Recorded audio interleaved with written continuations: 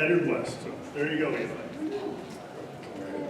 Thank you for the introduction, and thanks everyone for sticking around. I know we're getting close to the end of the conference here, so yeah, my name is Eli Lagacy. I am the new-ish fisheries biologist in the rare fish unit for the DEC.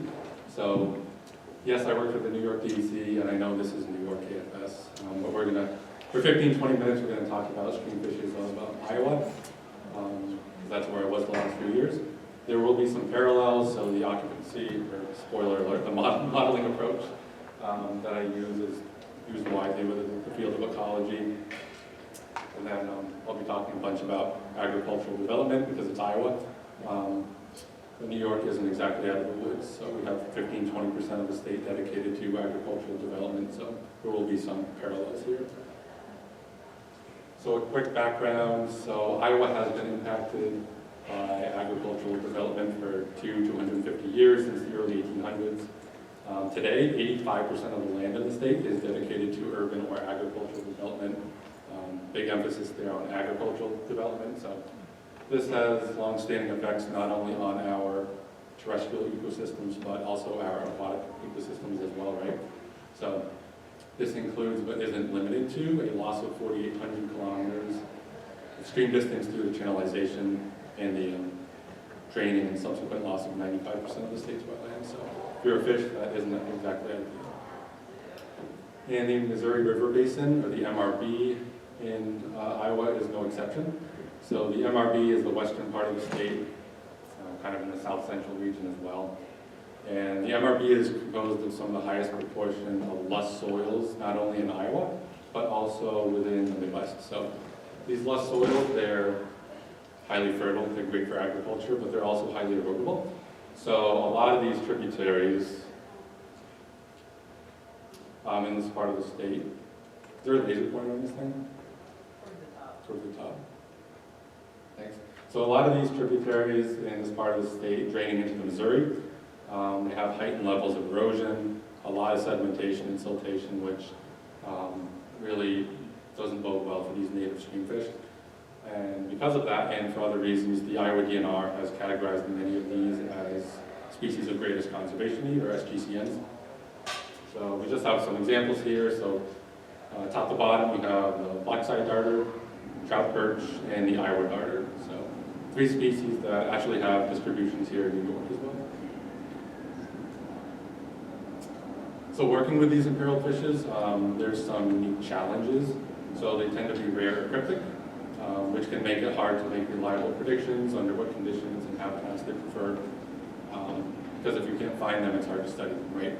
So this kind of leads into their detection. So historically, we have relied on raw detection data. So are they there or are they not? And this is great. You know, we used this for a couple hundred years. This is all we had. And it's still used. It still produces reliable science. But if we, with these rare fishes especially, if we can account for this idea of imperfect detection, it can oftentimes lead to better estimates in species occurrences and distributions.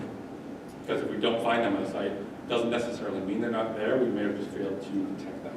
So this leads into their management. You want to rely on the best available data possible. This could potentially include those accurate detection estimates along with environmental variables that may be associated with their habitat use. So one way we can do this is with occupancy models. So these models allow for that imperfect detection, and they also allow for the incorporation of measured habitat variables, so you can look for potential habitat associations with these species. You can also spatially replicate at the site levels. You don't have to go to a site over and over and over and over again. You can go to a site once, spatially replicate, and cover a larger geographic area.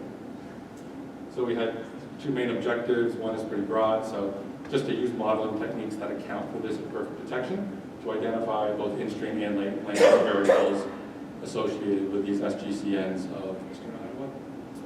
We also wanted to quantify efficiencies of 2 different sampling years in their ability to detect those fishes. So, study area and site selection. The study area was just all of the MRB of Iowa. Those black dots are the sites we were able to get to between 2022 and 2023. Focused on 2nd through 6th order wadable tributaries And sites were selected with a generalized random tessellation stratified sampling design. Long story short, basically, the model output just returned a bunch of random sites, potential survey sites at the HUC 8 level, HUC 10 level, and we just went down the list and contacted landowners for each HUC 10. That was a big time suck. I was like 91% privately owned, so a lot of contacting confused and irritated farmers. So that's mostly a joke. They're mostly essentially. So just to give you guys a perspective of the study area, the size. So the MRB in Iowa is equivalent to roughly the Allegheny, Erie, Niagara, Chemung, Genesee, Oswego, and Ontario watersheds here in New York. So a pretty good size area. So sampling design. At the site level, we had 3 distinct reaches, and again, I'm divvying the site up into those reaches so we can spatially replicate for the model. And I'm working in an upstream direction. Within each of those reaches, we had a backpack electrofishing survey along with a seine hull. And again, I'm using those 2 sampling methodologies to not only hopefully increase detections for these rare species, but also to compare them in their ability to detect those rare species, so kind of pitting them against each other. Environmental variables, I'm going to breeze through this for the sake of time. This could be its own presentation in of itself. I do want to say that this was oftentimes, the habitat assessments we did were oftentimes longer than the actual fish samples, so this was pretty in-depth. I can talk to anyone after if they're curious, but we got a suite of water quality parameters, abiotic variables, and in-stream fish cover variables. And then for the landscape variables, we used the 2019 National Land Cover Database provided by the USGS, and we used that to calculate and obtain both riparian and catchment scale land uses for each site. And those were crops, hay pasture, prairie, forest, and wetland. So these were all the variables we included in our model sets. And of course, there was some correlation tests to run, but generally these are the variables that we used.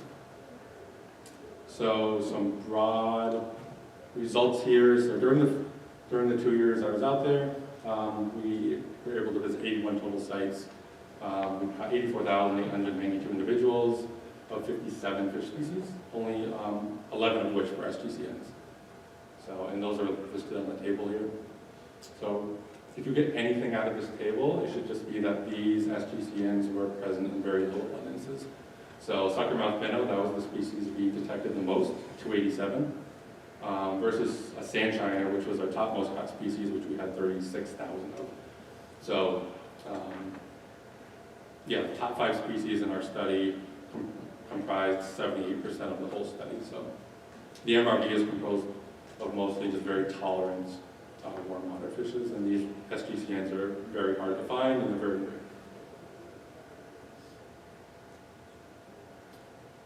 So looking into some of these species we were able to run models on. So the suckermouth minnow, again, this is the one that we were able to find the most.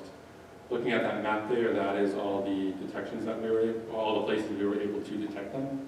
And this lines up very well with their historic distribution in the MRB. So we were pretty confident in our ability to detect these guys when present. So looking at detection in my most top-supported model, we did have a significant effect between backpack electrofishing and seine netting. So we can see here that in one sampling occasion, the estimated detection is 0.71 versus 0.47. So electrofishing may be a little more effective at detecting this species than seine netting. I do want to stress that both of those values are relatively high when working with rare species, so that was good to see either way. I've seen other studies working with rare species where it's down at 0.3, 0.2, so these values are pretty good to see. Moving on to occupancy. So we have occupancy probability, y-axis, and then the x-axis we have the variables, again, in my top most supported model. So stream water was positively associated with their occupancy, so the suckermouth minnow are utilizing these larger wadeable stream waters. Proportion of crops in the 30-meter buffer was pretty strongly negatively associated with their occupancy, which in my mind, most of us probably shouldn't be too surprised by that. It's generally not great to grow crops right up to the edge of the bank for fishes anyway.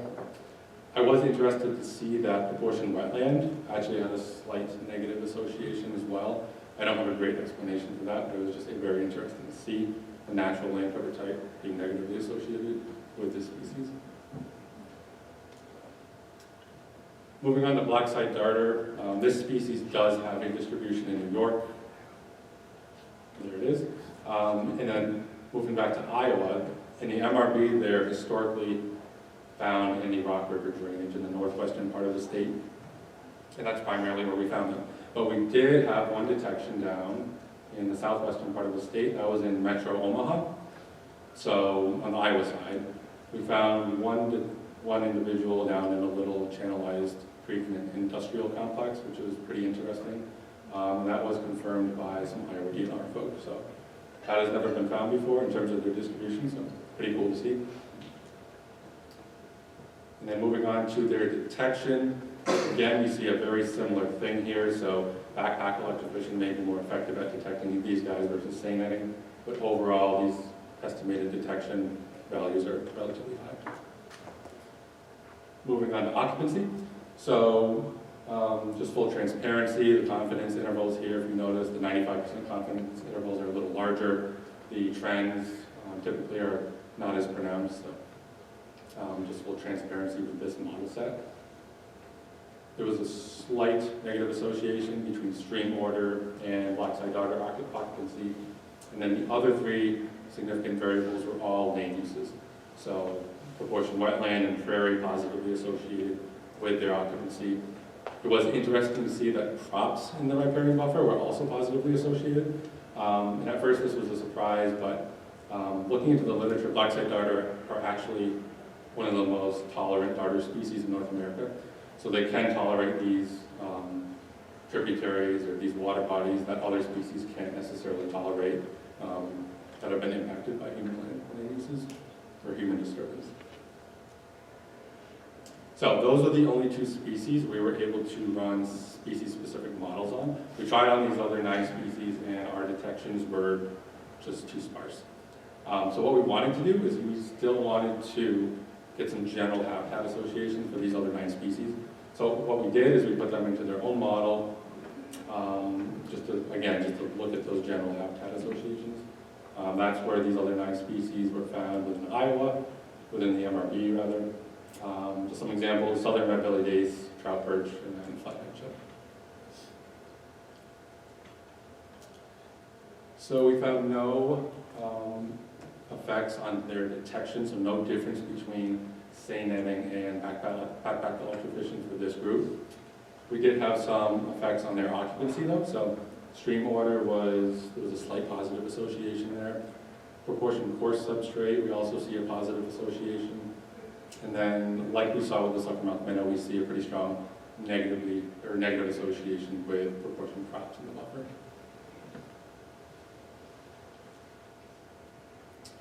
So just a brief discussion for 2 species. So for suckermouth minnow and black-side darter, the 2 species we had enough detections for, electrofishing may be more efficient at detection versus seine netting.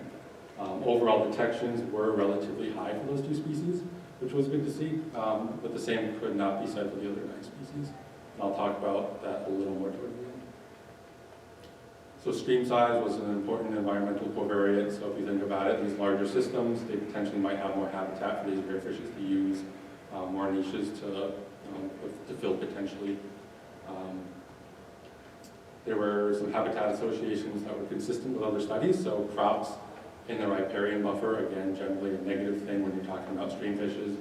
And then we saw coarse substrates were positively associated with that group model.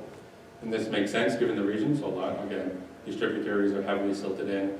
So if you have a tributary with some coarse substrate remaining, that might be kind of a refuge for these rare species that need coarse substrate for their life history. So distribution of effort and study area.